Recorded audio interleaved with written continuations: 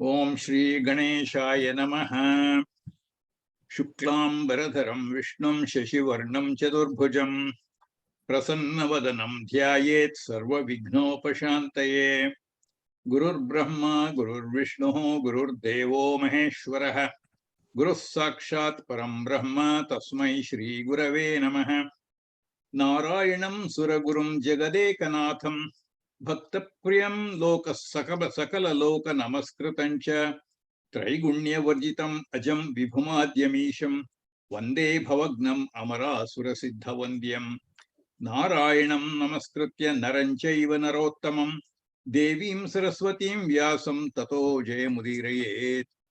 Shri Gurubhyo Namaha. Harihi Om.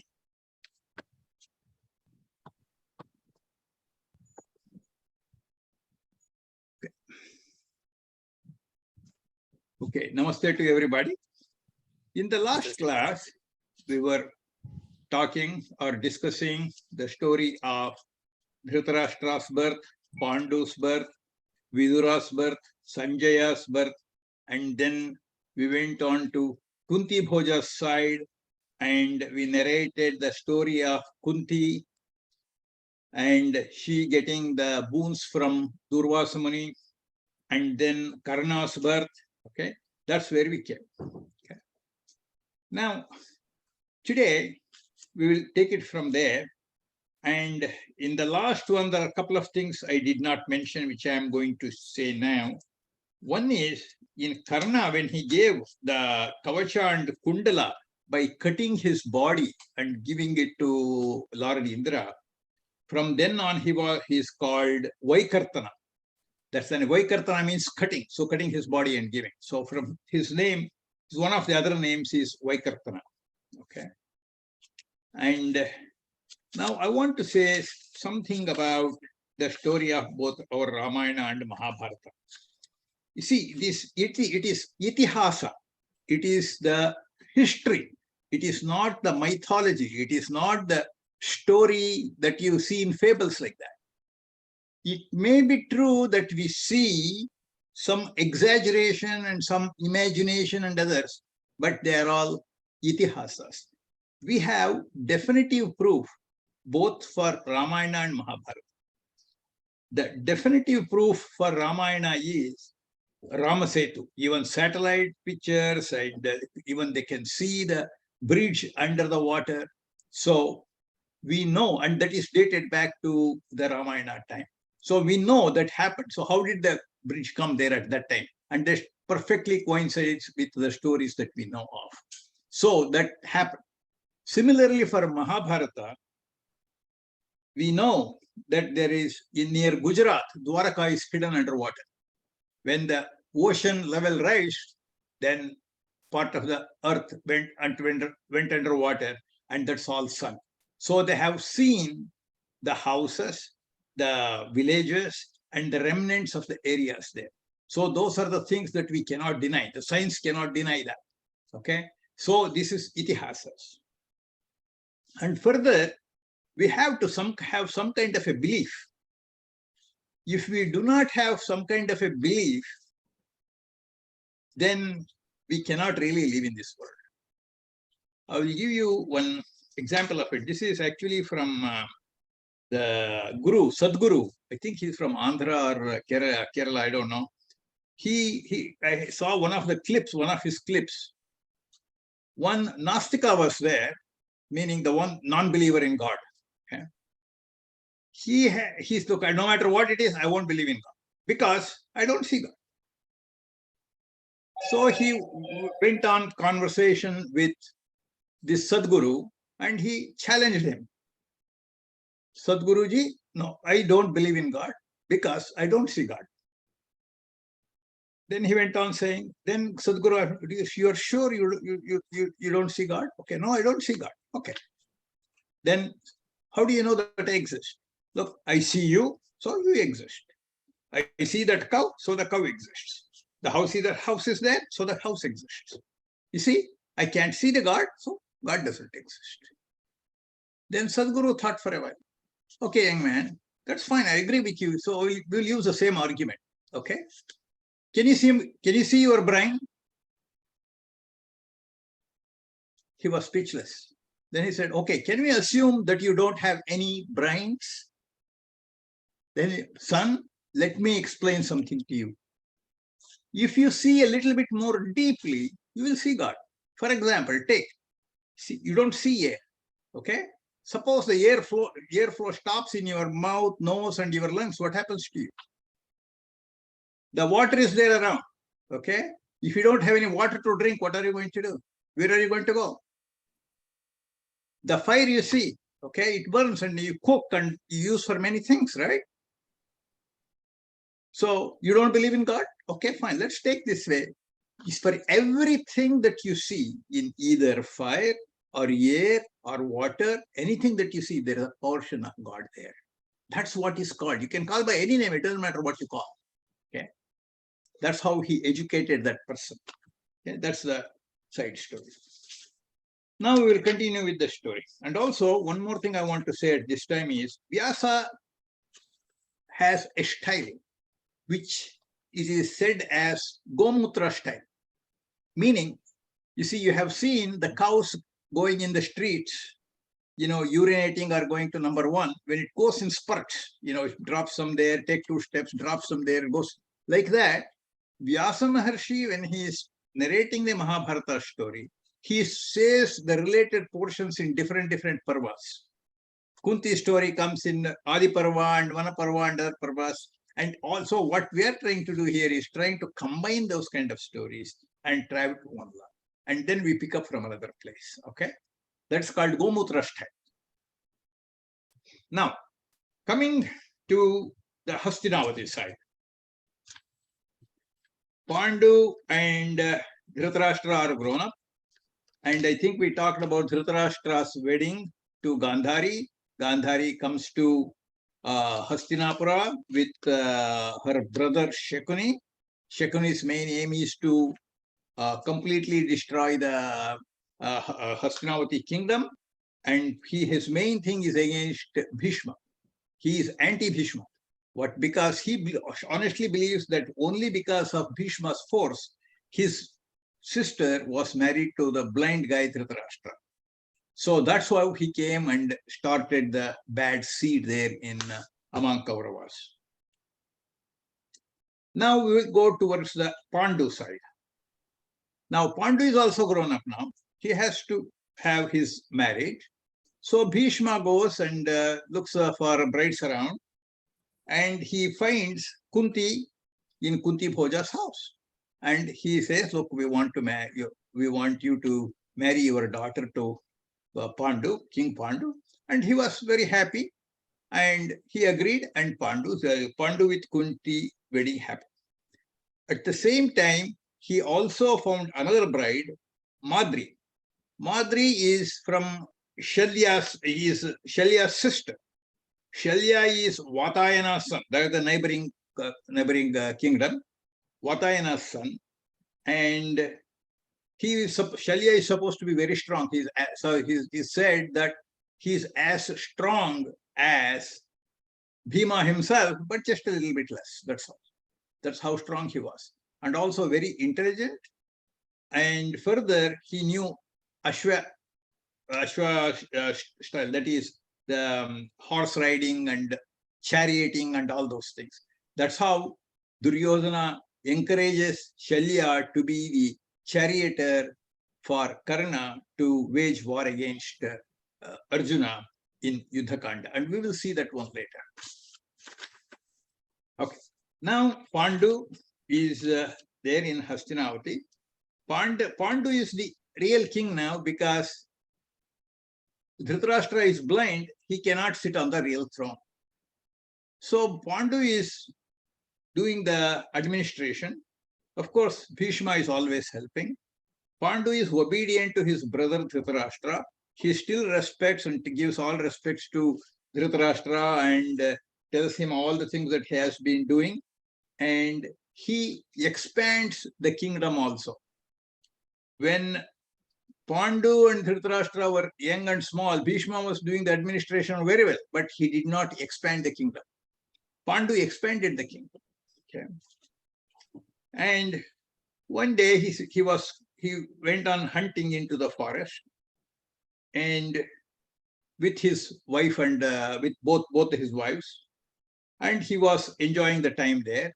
When he went there for hunting, he saw a deer couple staying together, having relationship. At which time he took a bow and arrow and killed those deer. And at which time one of the deer woke up and said, "Look, we are not really deer. We are rishis. We are in the form of deer enjoying nature. And you come here and you kill us. And particularly when we are having a relationship, that's against dharma. Okay? So I'm going to curse you. When you have any further relationship with any woman, you will die immediately." Then the Pandu says, look, he begs their pardon. Okay, look, I did not know. I thought it was the deer and all those things. All right. Then that Rishi's name is Kardama. And that Rishi Kardama says, look, all right, I understand what you say and what you mean. You will not get Brahmahatya dosha because you killed a Brahmin, because you did not know that I was a Brahmin and I was a Rishi. But still, the curse still holds. So he had no choice to accept it, and with sorrow face, he comes back and tells his wives as to what has happened in the forest. Then they all come back to the kingdom. They are spending the time happily, and at this time, both the wives vow to him that they will not come near him, because if he comes near him, he will be destroyed. He is dead. He's a dead man. Okay, the life goes on for many years. And then one day, Pandu says, look, I think I had enough of this kingdom. I should go for Vanaprastha-ashrama. Okay? And he starts going to Vanaprastha-ashrama, meaning going to the forest and living like a sage. And the wives say, look, we also come and serve you. You know, we don't have any relationship with you there, but we will stay there with you and serving you in helping whatever you want to do. Okay. Pandu agrees, and Pandu requests Bhishma, and Bhishma also agrees. And at that time, Pandu renounced his throne to Dhritarashtra. Even though he's blind, he's okay now because there is no other person to lead. Bhishma agrees, and Dhritarashtra is made the king, and he goes into the forest. Now, the things are going very well in the forest for several years with him. And one day, when he is walking, he saw several rishis going up in the sky. He said, "Oh, where are you guys going?" They said, "Look, we are going to Brahmaloka, and we are going there. He is having a special meeting or whatever. So we are going." He said, "So I want to come too. I will come." Then the rishis tell him, "No, that's not for you. You cannot come there like this. As you go higher and higher, it becomes cold and cold, really cold. There will be no air. Walking is difficult. Hills are there. You cannot do this, particularly with two wives. How can you do? You cannot do it." And he gives that peace. Then he says, "Look, I know you guys are trying to tell me something that I don't have any children, and so that's why you are trying to forbid me from going to that loka." He says, no, actually, really, no. You know why? We see in your future that you will have children, strong children. Okay, then Pandu has no choice. He comes back to his wives and says, "Look, this is what those rishis said, and that I will have children. But how can he have children? Both of them, he cannot go near his wives." Then he says, "Look, because they said so," he encourages Kunti, "Look, you won't do the Niyoga Padati. Meaning, get some Brahmin, sacred Brahmin or a Rishi, and give a son for me." She says, no, no, I cannot do that. I am always obedient to you, servient to you. I cannot do that. Okay. Then he says, look, your sister did that because Kunti's sister had a husband, a Lord Sharyati or so his name, and he did not have any children, but by Niyoga Padati, he got the child. Look, your sister got it, why don't you do that too? Says, no, no, I will not do that. No matter what you say, I will not do that. Then he says, then the Pandu says to them, look, aputrasya gatir nasti, there is no mukti or heaven for me if I have no children. Then Kunti challenges him and says, look, you really don't have to have any children to have mukti. Don't you know the story of Rukmangada? Then he says, no, tell me, what is it about? As most of you have heard, the Dasrapada Devranama, Karaniso Ranga Karaniso, Rukumangadraante Vratavanagariye. So I want to request at this time Mrs. Geeta Dattatri to chant those 2 lines for this sort as a platform to start the story of Rukmangala. Mrs. Geeta Dattatri, please turn off the mic and come on, please.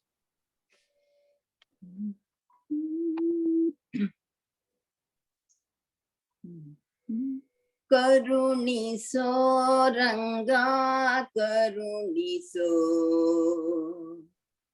Karuniso Krishna Karuniso Ranga Karuniso Krishna Karuniso Karuniso Ranga Karuniso ಹಗಲು ಇರುಳು ನಿನ್ನ ಹಗಲು ಇರುಳು ನಿನ್ನ ಸ್ಮರಣೆ ಮರೆಯದಂತೆ ಕರುಣಿಸೋ ರಂಗ ಕರುಣಿಸೋ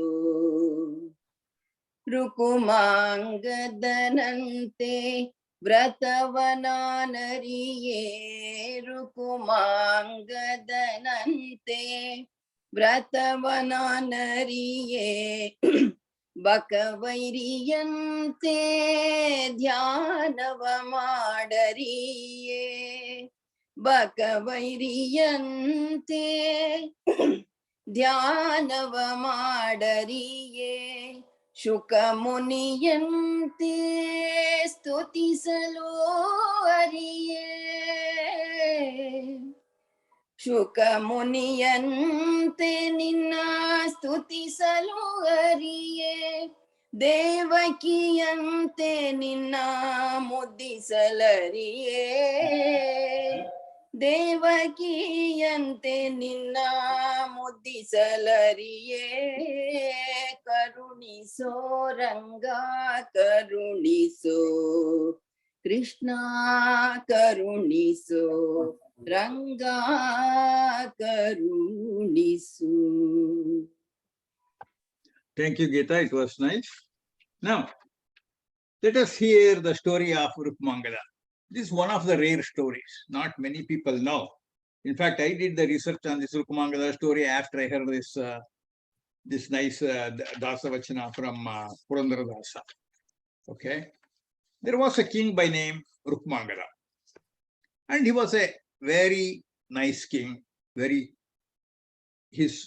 In his kingdom, all the citizens lived very, very happily. He was very religious, orthodox, and he was doing the yajnas and yagadis. And because people were so nice and his administration was so excellent, people were not doing any papa karmas, no sins or anything. So ultimately what happened was, in Yamaloka, there were no people there. All Yamaloka is empty. All the people there are unemployed. Now Yamadharma, look, I have no business here. What do I do? So we go bankrupt very soon. So we have to do something.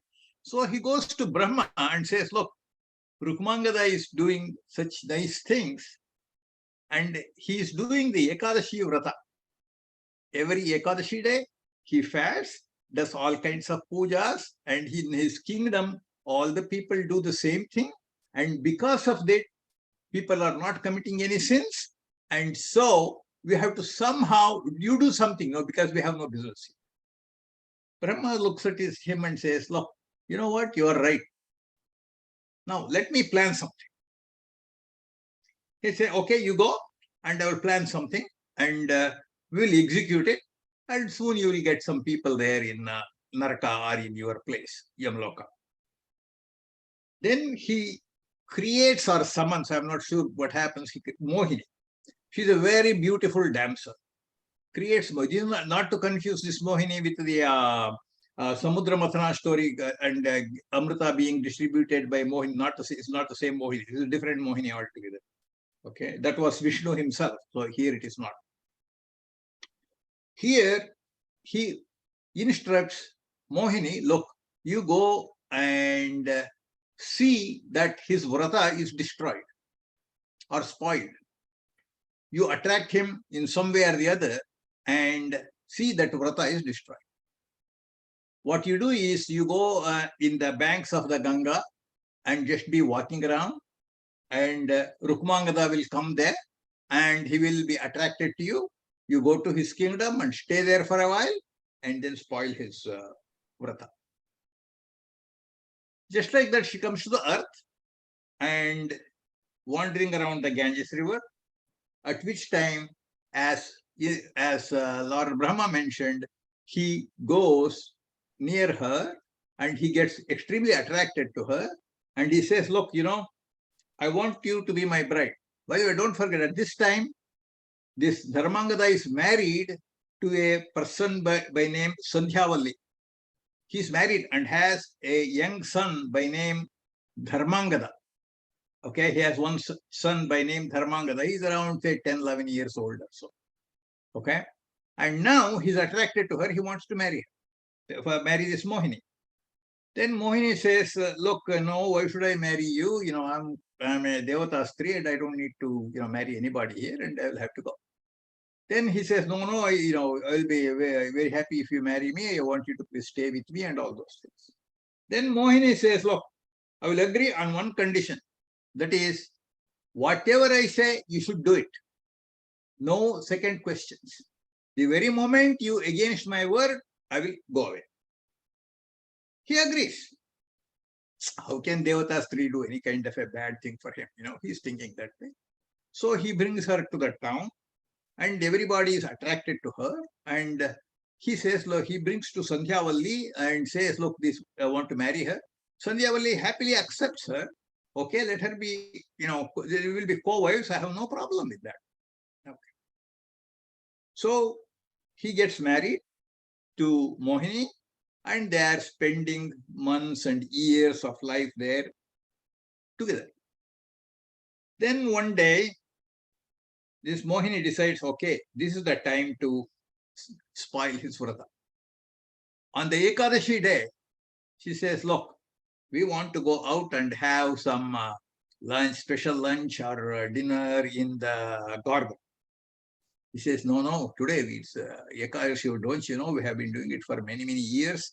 And in the whole kingdom, everybody is celebrating the Ekadashi Vrata and I cannot break that rule. This is totally against the whole thing that we believe in. Then she says, no, you have to do that. If not, otherwise go away. Then they are having argument. Then she says, look, if you really want to do something else, okay, then Rukmangada asks, look, what else I can do other than this? Other than breaking the Ekadashi Vrata. Then she says, look, I want your son's head. Okay. And listen, the way that should be delivered is your wife should hold her saragu, that is the top portion of the sari, like this, and you should chop his head off into that and you should offer that to me at that time. What a cruel thing. Can you imagine? Can anyone, any human being or anyone imagine father chopping off the head of his own son when mother is holding the sari like this? He is worried. Then at that time, all this commotion is going on. Satyavalli comes and Dharmangada comes. See, Dharmangada is like what they say in Telugu, Guruvina Minchini Shishyudu, meaning he excels his father in his good character and noble things. He says, Dad, I will offer my head to you. So no problem at all. I surrender. Please go ahead and give it. Your vrata should not be broken. So the kingdom will go well. So kingdom will be happy, and I am willing to be the head. At which time Sandhyavalli also says, okay, I'm willing to. My husband cannot break this kind of an oath or vrata. I will take that oath. So she holds the saree like this, and Rukmangada takes a big sword and about to chop off his head. Right at that time, Mahavishnu appears and stops like this. Stop. Then he says, look, this is all the test of Brahma. You have passed that very crucial test. Please go ahead and carry on with this one. So Vishnu blesses them and they carry on with their lives. Okay. Then Mohini goes back to her place and everybody stayed happily ever after.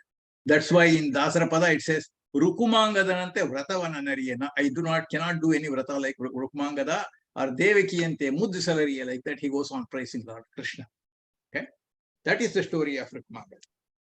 Now Kunti says, look, when Rukumangada is willing to sacrifice his own son and giving the head, you don't need the son for anything else. You don't need a putra. You still can go to heaven. Let us do some vratas. Then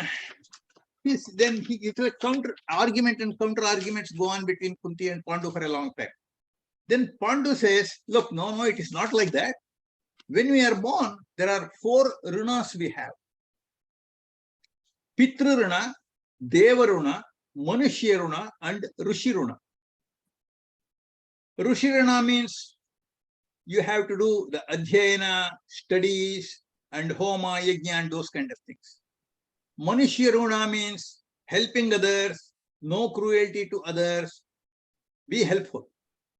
Deva runa means giving danas and doing pujas, those kind of things. Pitru runa means doing the ceremonies to your parents, okay, giving good education to your children, have children, good education, and they will take care of you later, you take care of them now. This is the Pitru runa. Among all these 4 runas, Pitru runa is extremely important, not the others. Say, suppose you break the Rushi runa, what would happen? Nothing happens to the Rishis. They are happy. Only you get into trouble, that's all. Similarly, Manushya runa, no other person will get into trouble other than you. Take Deva runa. Deva gods are there anyway, so they are happy, so they don't need your things. So they are not this one either. Whereas in Pitru runa, it affects you, your sons, your parents, the whole lineage. So Pitru runa cannot be stopped like that. So I have to have children. Then they agree with all these things, now argued, and it goes for a long time. Mahabharata describes it in full detail for about 70, 80 pages. Anyway, so that's the summary of what has happened. At which time, Kunti says, okay, now I tell you something else. That is, he tells her story about how Durvasa Muni gave the boon to her about the mantras to get children, to invite the special devas who could bless her with a child, with a son. Pandu is extremely happy. My God, this one you should have told me a long time ago. With this, why you don't do all those things starts. Okay, they're extremely happy. Okay, now then Kunti says, no, listen, I really don't want to have any relationship with anybody else. Only upon your order I am doing this. Okay, but you have to say whom I should invite, whom I should call for. Okay. Then Pandu thinks for a while. For anyone to rule the kingdom, the dharma should be there. If there is no dharma, there is no kingdom. It will not stay there for a long time. So he says, look, call the Dharma Raja.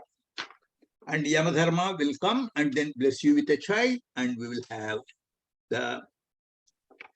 have a son. She agrees, okay, and she invites or invokes that special mantra. Yamadharma Raja comes there and blesses her with a son and goes away. Now, we'll stop here for this moment and then let's go to the Hastinapura. There, what is happening is Gandhari is pregnant also. Gandhari has been previously told by Vyasa Maharshi that she will have 100 children. It so happens that her pregnancy is going on for 3 years now. She has not delivered. Okay? Now, she hears the story or the news about Kunti having a son. Now she becomes envious. Like in Kannada, it's called Varagiti, they call like War Gitti. There will be war, meaning verbal war, whatever that is, War Gittis, co-sisters. So she says, look, it is too much for me. But Gandhari by herself is a very religious, very nice person. And Pativrata. Now, at which time this is happening? Only what is all happening because all the bad guys' characters inside, there are 100 children there inside her womb, they are making all kinds of things inside. That's how our thoughts are all being spoiled.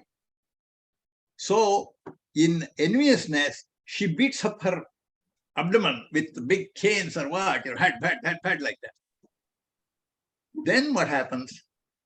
A piece of a square, in Mahabharata itself says square piece of a mass falls down from her womb. As that is happening, Vyasa Maharshi knows by his, special vision, he appears there. Hey, Gandhari, what the hell you are doing? Why are you doing this? Then Gandhari says, look, you blessed me with 100 children. Look, I'm 3 years pregnant and still I'm not having a baby. So what am I supposed to do? I'm getting like that. So nonsense that you did. At least now let's try to save this one. Now it's okay. Bring some cold water. Okay.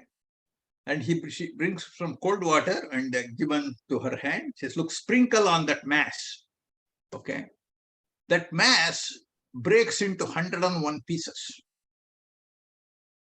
Then he orders his the servants there to bring 101 pots full of ghee. He places all 101 pieces in all those 101 pots, one each. Then she instructs Gandhari, look, don't do anything about it, don't touch it, leave it alone. It will mature and the pot will break one at a time. And when the pot breaks, then a baby will come out. Okay. Now that has happened. The first one to break was Duryodhana. Second one was Dushyasana. Third one was Vikarna. And there are so many names there. 100 of them. We have the names. Vikarna, Dushkrita, Dusjaya, Durmukha, Bhimasena, Vikarna, Apashyatha, all these kind of names. I don't know how this Vyasa came with all the names, but all the 101 names. The last one was Dushyala, the girl, the lady. That's Duryodhana's lost sister. Okay. Now they are all gone. Okay. That is the story on this side. Okay. Now let's see. Then what happens? Then what happens? Then they're living happily there. The next one is Bhima. Then Pandu says, look, just because you have dharma, it is not enough. You should protect it with strength and vigor.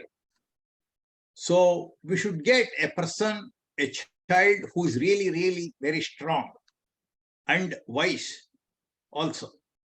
So whom should he call this time?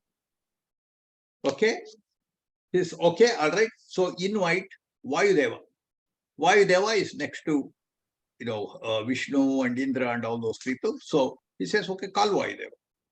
So she invites Vayudeva, and Vayudeva blesses her with Bhima, and everybody is happy. And so I didn't mention that when Duryodhana was born, okay, at which time Duryodhana shouts like a horse, okay, horse or donkey, like a donkey.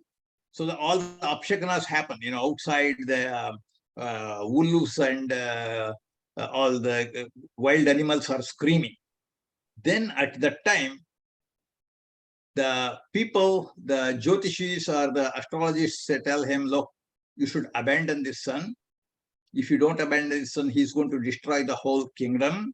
Whole dynasty will be destroyed. Throw him out. Vidural comes and says, look, throw him out. Dhritarashtra, because of the Putra Vatsalya, he won't. So he retains him that way. Okay. Next, in Bhima, when he is born here, they're all, is somebody, telephone call or something for somebody? Please mute. Okay. Then what happens? Okay. The baby is about 10 days old. Kunti is carrying the baby along the mountain range, at which time a tiger attacks Kunti. Pandu, looking at that from the back, he shoots an arrow and kills the tiger. The tiger dies, making huge, big cry or a sound. And because of that sound, Kunti gets scared. And in that sudden thing, she goes like this, and the baby falls down. And it falls about, say, 200 or 300 feet down below, and the baby falls on the rock. Now Kunti says, oh, I lost my son is gone, and what have you, they're all crying. Pandu goes down to the valley down there and looks at the baby. Baby is happily crying. Look around and see all the rock pieces that were there. All rocks, they have gone into pieces. That's how strong Bhima was, even at the age of 10 days. Then people were all very happy. All the rishis were happy. Then they come back home. That's how strong Bhima was. Then the next one is Arjuna. He says, Pandu says, look, just one strength is not enough. We should have more strength in our side, in our kingdom. So let's get Lord Indra to come and bless you with a child. Now she invites Lord Indra. Indra comes and blesses her with a child. That is Arjuna. Now Arjuna is.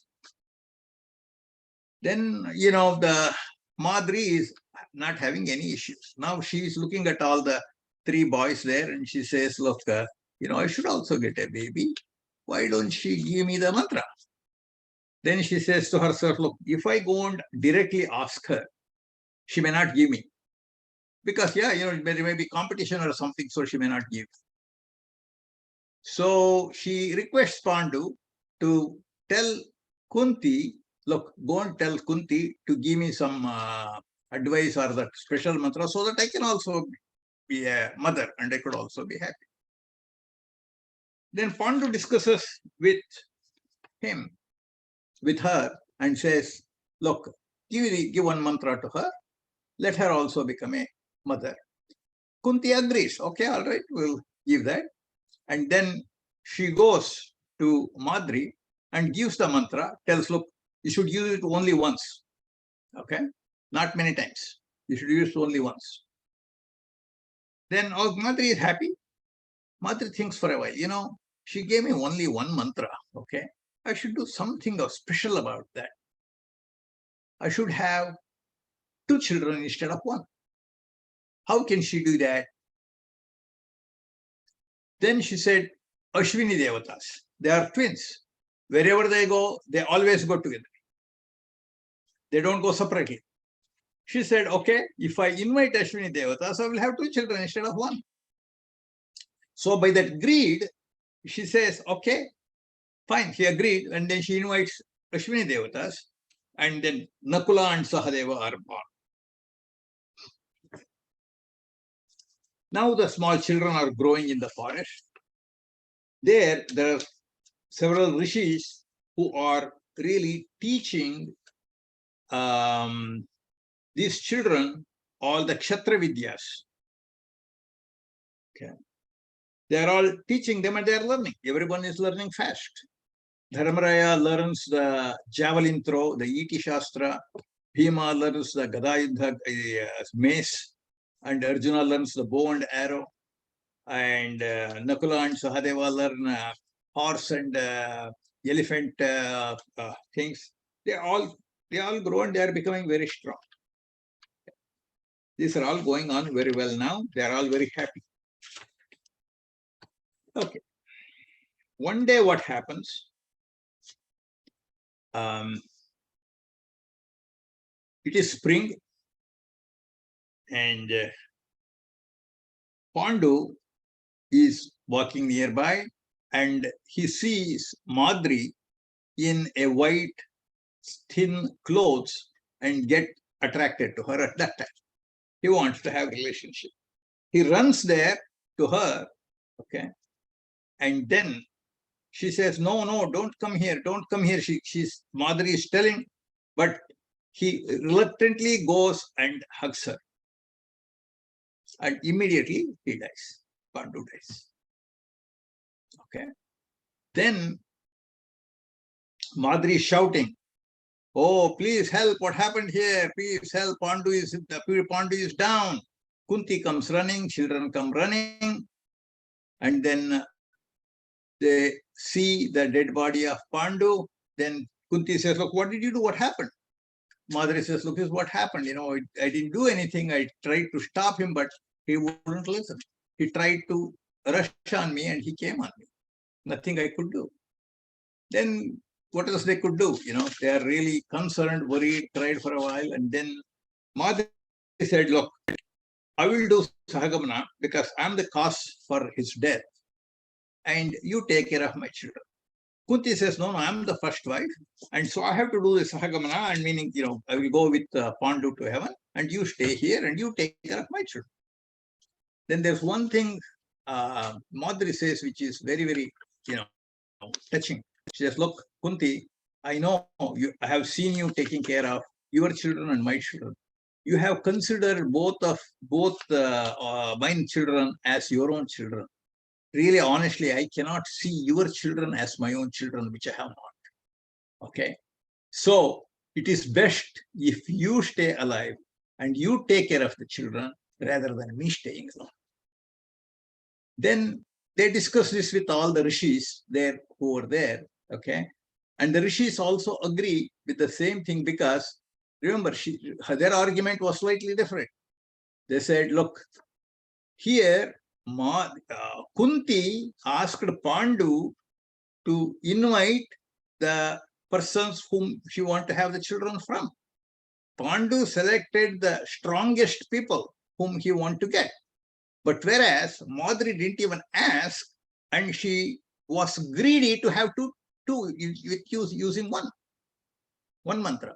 So because she abused that, so I think she deserves to go and Kunti should stay back. Okay, now this happens and Madri dies and Madri does Sahagamana or goes with Pandu and Kunti starts taking care of the children.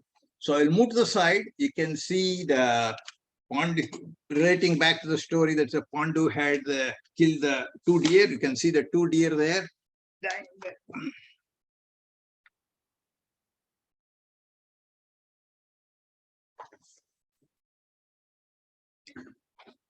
So, okay, now that's where that goes.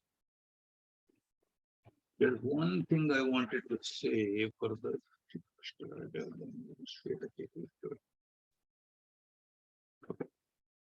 during the conversation between Pandu and Kunti, I forgot to mention something which I am seeing my notes now.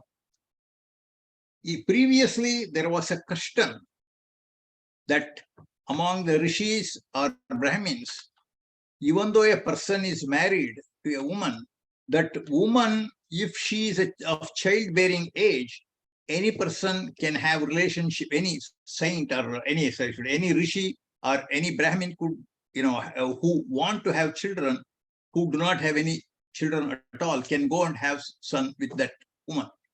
That's how the culture of this one was at that time. Similarly, if you remember the story when I said with Brihaspati and Chandra story and all those things, so Chandra, moon went there and took Brihaspati's wife, even though he was married, like that. So that was the cultural custom at that time.